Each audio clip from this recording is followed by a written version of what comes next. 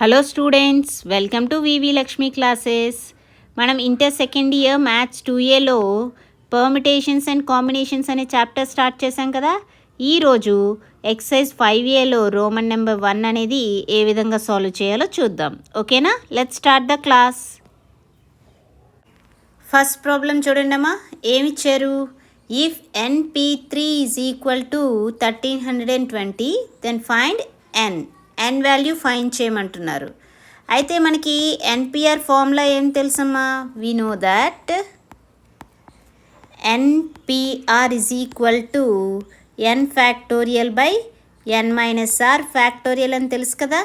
ఇప్పుడు ఇదే formula use చేసి సాల్వ్ చేద్దాం. ఓకే, ఇక్కడ ఏమిచ్చారమ్మా క్వశ్చన్లో? Given that NP3 is equal to 1320 అని ఇచ్చారు. ఓకేనా? NP3 NPR ఫామ్లోనే కదా ఉంది. NPR అంటే ఏం తెలుసు మనకి? n factorial by n minus r factorial. So ఇక్కడ ఏం రాయొచ్చు? n factorial by n minus r. ఇక్కడ r ప్లేస్లో ఏముంది? 3 ఉంది. n minus 3 factorial. ఓకేనా? 1320ని మనం ఏ విధంగా రాయొచ్చు? 132 ఇంటూ 10 అని రాయొచ్చు కదా. అగైన్ 132ని మనం 11 ఇంటూ 12 అని రాయొచ్చు. 11 12 132.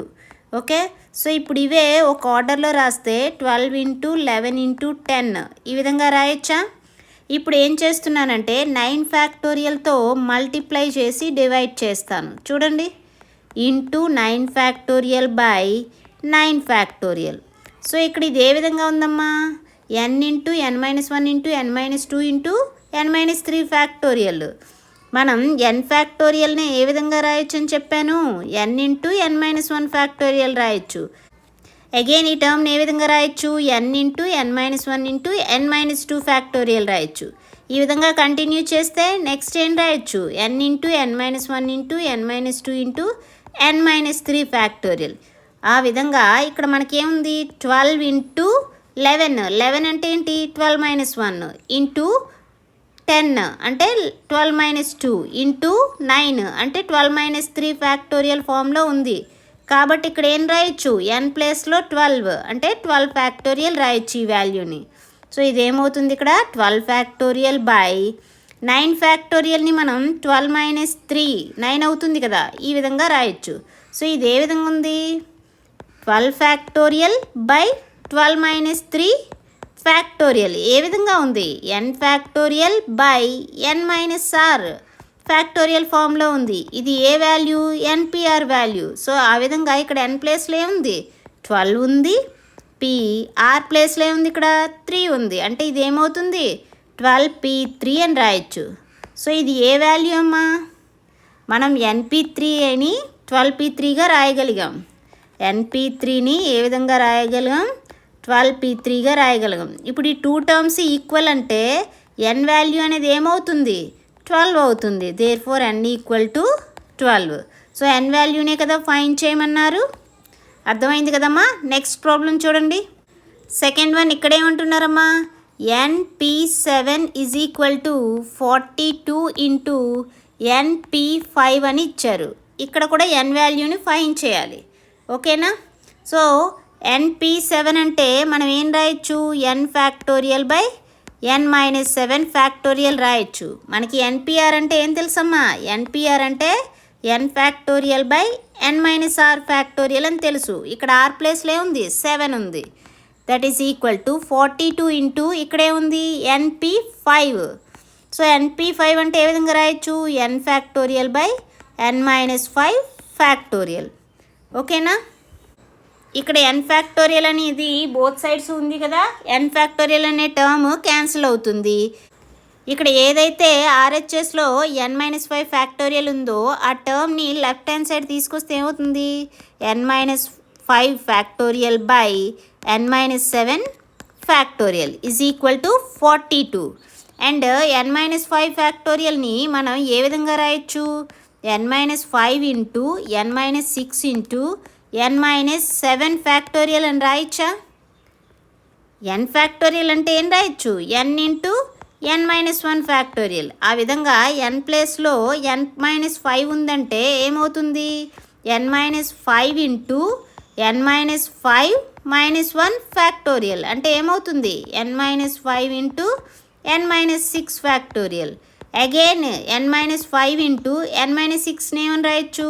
n-6 ఇంటూ n-6 -1 ఫ్యాక్టోరియల్ అంటే ఏమవుతుంది? n-5 into n-6 into n-7 factorial అవుతుంది. ఓకేనా? అండ్ డినామినేటర్లో ఏముంది? n-7 factorial is equal to 42. ఇక్కడ n-7 ఫ్యాక్టోరియల్ అనేది క్యాన్సిల్ అయింది. Therefore n-5 into n-6 is equal to ఏముంది? 42. సో ఇక్కడ ఈ 2 టర్మ్స్ని మల్టిప్లై చేయండి, ఏమవుతుంది? ఫస్ట్ nతో n-6ని మల్టిప్లై చేయండి, n² - 6n. నెక్స్ట్ -5తో n-6ని మల్టిప్లై చేయండి, ఏమవుతుంది? -5n. -5 ఇంటూ -6 ఏమవుతుంది? +30 అవుతుంది, is equal to 42. Okay, simplify చేయండి. n² -6n -5n ఏమవుతుంది? -11n +30. ఈ 42 అనేది RHS సైడ్ ఉందా? లెఫ్ట్ హ్యాండ్ సైడ్ తీసుకురండి. +42 లెఫ్ట్ హ్యాండ్ సైడ్ వస్తే -42 అవుతుంది, ఈక్వల్ టు 0. n² -11n +30 -42 ఏమవుతుంది? రెండింటి యొక్క డిఫరెన్స్ 12. హైయెస్ట్ నెంబర్కి సైన్ ఏముంది? మైనస్. ఓకేనా? మైనస్ తీసుకున్నా. ఓకే, ఇక్కడ 1 ఇంటూ n², ఇక్కడ -12. 1 ఇంటూ -12 అంటే ఏంటి? -12. ఓకే, సో ఇప్పుడు n² -11nని -12n +n అని రాయొచ్చు కదా. -12 ఈక్వల్ టు 0. ఇప్పుడు n² -12nలో n అనేది కామన్ తీయండి, ఇంకేముంటుంది? n-12 ప్లస్ n-12లో 1 కామన్ తీయండి, ఏముంటుంది? n-12 is equal to 0. ఇప్పుడు ఈ 2 టర్మ్స్లో n-12 అనేది కామన్ ఉంది. n-12 కామన్ తీస్తే ఏముంటుంది? n+1 equal to 0. n-12 is equal to 0 or n+1 equal to 0 అవుతుంది. n-12 ఈక్వల్ టు 0 అంటే n ఏమవుతుంది? 12 అవుతుంది. n+1 ఈక్వల్ టు 0 అంటే n ఏమవుతుంది? n ఈక్వల్ టు -1 అవుతుంది. n అనేది ఎప్పుడు పాజిటివ్ ఇంటిజర్ అయి ఉండాలి కదా. n is a positive integer. Positive కాబట్టి మనం ఇక్కడ n వాల్యూ ఏం కన్సిడర్ చేయాలి? Therefore n is equal to 12 అవుతుంది. Okay, so n value find చేసాం. నెక్స్ట్ ప్రాబ్లం చూడండి. ఇక్కడ ఏమంటున్నారమ్మా? n+1 p5 is to np6 is equal to 2:7. Find n అంటున్నారు. ఓకే, చూడండి సొల్యూషన్ ఏ విధంగా చేస్తామో. సో ఇక్కడ ఏమి ఇచ్చారమ్మా? రాయండి. Given that n+1 p5 is to np6 is equal to 2:7. ఓకేనా? సో ఏమవుతుంది? ఇది రేషియో ఏ విధంగా రాయొచ్చు? n+1 p5 by np6 is equal to 2/7 అని రాయొచ్చు. ఇప్పుడు క్రాస్ మల్టిప్లికేషన్ చేస్తే ఏమవుతుంది? 7 into n+1 p5 is equal to 2 into np6 అని రాయొచ్చు. ఓకే, మనకి npr అంటే ఫార్ములా ఏం తెలుసు?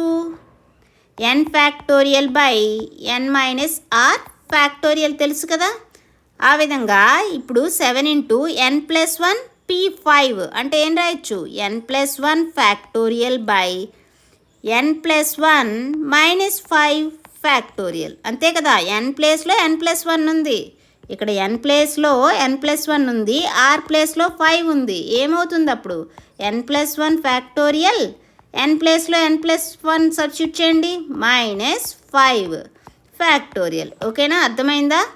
Is equal to 2 into np6 ఏం రాయొచ్చు? n factorial by n-6 factorial. That implies 7 into n+1 ఫ్యాక్టోరియల్ని మనము ఇప్పుడు n ఫ్యాక్టోరియల్ అంటే మనం ఏం రాయొచ్చు? n into n-1 factorial. ఆ విధంగా n ప్లేస్లో n+1 పెడితే n+1 ఫ్యాక్టోరియల్ని ఏమని రాయొచ్చు? n+1 ఇంటూ n+1 -1 ఫ్యాక్టోరియల్ అంటే ఏమవుతుంది n+1 ఇంటూ ఇక్కడ +1 -1 క్యాన్సిల్ అయితే n ఫ్యాక్టోరియల్ ఉంటుంది. సో n+1 ఫ్యాక్టోరియల్ నేమ్ రాయొచ్చు n+1 into n factorial by n +1 -5 ఏమవుతుంది -4 n-4 factorial is equal to 2 into n factorial by n-6 factorial. ఓకేనా? దట్ ఇంప్లైస్ ఇక్కడ n factorial both sides ఉంది కదా, cancel అవుతుంది. 7 into n+1 by ఇప్పుడు n-4 factorial నేను రాయొచ్చు n అంటే n ఇంటూ n-1 ఫ్యాక్టోరియల్. ఆ విధంగా n ప్లేస్లో n-4 పెట్టండి, ఏమవుతుంది n-4 ఇంటూ n-4 -1 ఫ్యాక్టోరియల్ అంటే ఏమవుతుంది n-4 into n-5 factorial. Again n-5 ఏమని రాయొచ్చు n-5 ఇంటూ n-6 ఫ్యాక్టోరియల్. ఓకేనా? సో ఇక్కడ n-4 ఫ్యాక్టోరియల్ నేను రాయొచ్చు n-4 into n-5 into n-6 factorial equal to 2 by n-6 factorial. n-6 factorial అనేది క్యాన్సిల్ అవుతుంది కదా. సో ఇక్కడ ఏముందమ్మా 7 ఇంటూ n+1 డినామినేటర్లో ఉన్నది రైట్ హ్యాండ్ సైడ్ తీసుకెళ్ళండి, ఏమవుతుంది మల్టిప్లై చేస్తుంది 2 ఇంటూ n-4 ఇంటూ n-5 అవుతుంది. ఓకేనా? సింప్లిఫై చేయండి, 7తో మల్టిప్లై చేయండి n+1ని 7n plus 7 into 1 7 is equal to 2 into n-4 into n-5 చేయండి. ఫస్ట్ nతో మల్టిప్లై చేయండి n into n square n into -5 -5n. అదేవిధంగా -4తో చేయండి -4 into n -4n -4 into -5 plus 20. Okay? That implies 7n plus 7 is equal to 2 into n square -5n -4n ఏమవుతుంది -9n plus 20. ఇప్పుడు 2తో multiply చేయండి, ఏమవుతుంది 7n plus 7 is equal to 2n square -18n plus 40. ఇప్పుడు అన్నీ ఒకవైపు తీసుకురండి, ఈ 7n ప్లస్ 7ని కూడా రైట్ హ్యాండ్ సైడ్ తీసుకురండి, ఏమవుతుంది 2n square -18n plus 40 plus 7n కదా, ఇటువైపు వస్తే -7n అవుతుంది, ప్లస్ 7 ఇటువైపు వస్తే -7 equal to 0. That implies 2n square -18n -7n ఏమవుతుంది -25n plus 40 -7 plus 33 equal to 0. ఓకేనా? ఇంతవరకు అర్థమైందా? ఇప్పుడు ఫ్యాక్టర్స్ డివైడ్ చేద్దాం.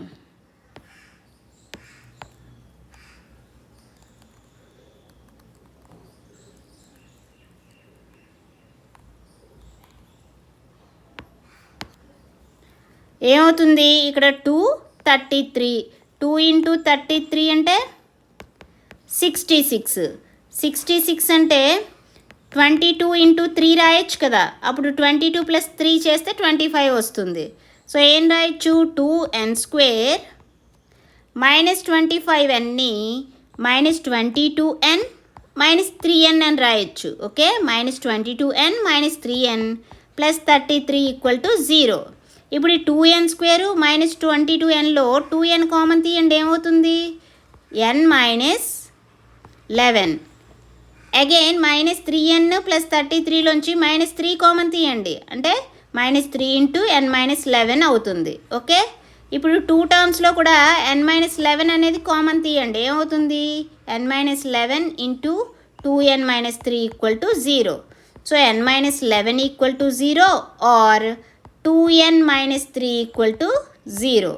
n-11 ఈక్వల్ టు 0 ఏమవుతుంది n equal to 11. 2n-3 equal to 0 అంటే 2n equal to 3 n equal to 3/2 అవుతుంది. ఓకేనా? n అనేది ఏమై ఉండాలి n ఎప్పుడు పాజిటివ్ ఇంటిజర్ అయి ఉండాలి.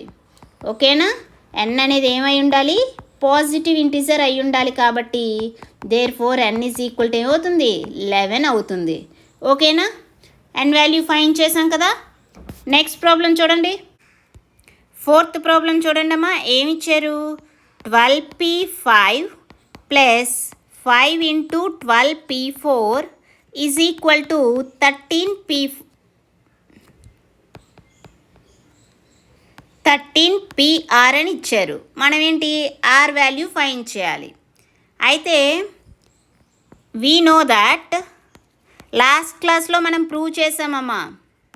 ఏంటి n P r is equal to n-1 PR plus r into n-1 P R-1 అని ప్రూవ్ చేసాం. ఇప్పుడు ఇదే థీరం యూజ్ చేస్తే n ప్లేస్లో 13 సబ్స్టిట్యూట్ చేయండి, ఏమవుతుంది 13PR is equal to 13-1 PR plus r into 13-1 PR-1. So ఏమవుతుంది 13PR ఈజ్ ఈక్వల్ టు 13-1 అంటే ఏమవుతుంది 12PR ప్లస్ ఆర్ ఇంటూ 13-1 అంటే 13-1 అంటే 12PR-1. ఇక్కడ మనకి 13PR వాల్యూ ఏ విధంగా ఇచ్చారు, సబ్స్టిట్యూట్ చేయండి. ఇక్కడ 12P5 plus 5 into 12P4 is equal to ఏముంది ఇక్కడ 12PR plus r into 12PR-1. So ఈ టూ టర్మ్స్ని మీరు అబ్జర్వ్ చేస్తే ఇక్కడ ఆర్ ప్లేస్లో ఏమున్నట్టమ్మా 5 కదా. సో దేర్ ఫోర్ క్లియర్లీ ఏం తెలుస్తుంది ఆర్ వాల్యూ అనేది 5 అవుతుందని తెలిసింది. ఓకేనా, ఆర్ వాల్యూ ఫైండ్ చేసామా. నెక్స్ట్ ప్రాబ్లం చూడండి. ఇక్కడ 5th ప్రాబ్లం ఏమంటున్నారు, సొల్యూషన్ చూడండి. 18PR-1 is to 17PR-1 is equal to 9:7 అని ఇచ్చారు. ఆర్ వాల్యూ ఫైండ్ చేయమంటున్నారు. సో రేషియో అంటే ఏ విధంగా రాయొచ్చు 18PR-1 by 17PR-1 is equal to 9/7 అని రాయొచ్చు కదా. ఇప్పుడు క్రాస్ మల్టిప్లికేషన్ చేయండి, ఏమవుతుంది 7 into 18PR-1 is equal to 9 into 17PR-1. ఓకేనా. ఎన్పిఆర్ అంటే వాల్యూ ఏం తెలుసు మనకి n factorial by n-r factorial తెలుసు కదా.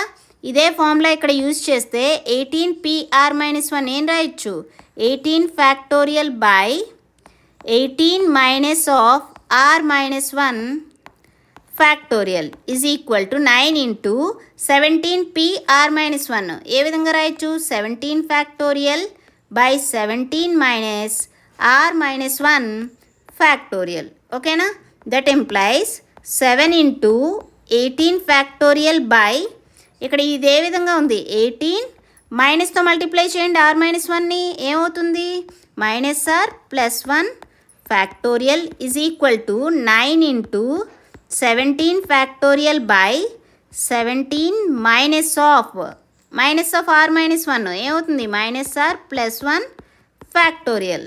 That implies 7 into 18 factorial by 18 plus 1 ఏంటి 19 minus R factorial is equal to 9 into 17 factorial by 17 plus 1 ఏమవుతుంది 18 మైనస్ R ఫ్యాక్టోరియల్. ఓకేనా, దట్ ఇంప్లైస్ 7 ఇంటూ 18 ఫ్యాక్టోరియల్ని మనం ఇప్పుడు సపోజ్ n ఫ్యాక్టోరియల్ ఉంటే n ఫ్యాక్టోరియల్ని n into n-1 factorial రాయొచ్చా. అదేవిధంగా 18 ఫ్యాక్టోరియల్ని 18 ఇంటూ 18-1 అంటే 17 factorial రాయొచ్చు బై 19 మైనస్ R ఫ్యాక్టోరియల్ని ఏ విధంగా రాయొచ్చు 19 minus R into 19 minus R minus 1 factorial is equal to 9 into 17 factorial by 18 minus R factorial. ఇక్కడ 17 ఫ్యాక్టోరియల్ అనేది క్యాన్సిల్ అయింది.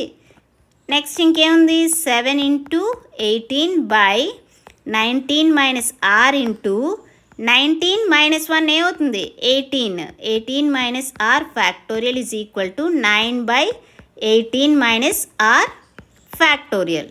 18 మైనస్ R ఫ్యాక్టోరియల్ అనేది క్యాన్సిల్ అయింది. సో ఇంకేముంది ఇది 9 2s క్యాన్సిల్ అవుతుంది కదా. So 7 into 2 14 is equal to ఇక్కడ 19 మైనస్ R అనేది డివైడ్ చేస్తుంది, రైట్ హ్యాండ్ సైడ్ వెళ్తే మల్టిప్లై చేస్తుంది. సో దట్ ఎంప్లైస్ మైనస్ ఆర్ని లెఫ్ట్ హ్యాండ్ సైడ్ తీసుకురండి, R ఈజ్ ఈక్వల్ టు 14ని రైట్ హ్యాండ్ సైడ్ తీసుకెళ్ళండి 19 minus 14 is equal to value ఏమవుతుంది 5. Therefore R is equal to 5 వచ్చింది. ఓకేనా, ఇదేనా ఫైండ్ చేయమన్నారు. చూడండి అమ్మా, ఇక్కడ 6th ప్రాబ్లం ఏమంటున్నారు. ఏ man has 4 sons and there are 5 schools within his reach. In how many ways can he admit his sons in the schools that no 2 of them will be in the same school?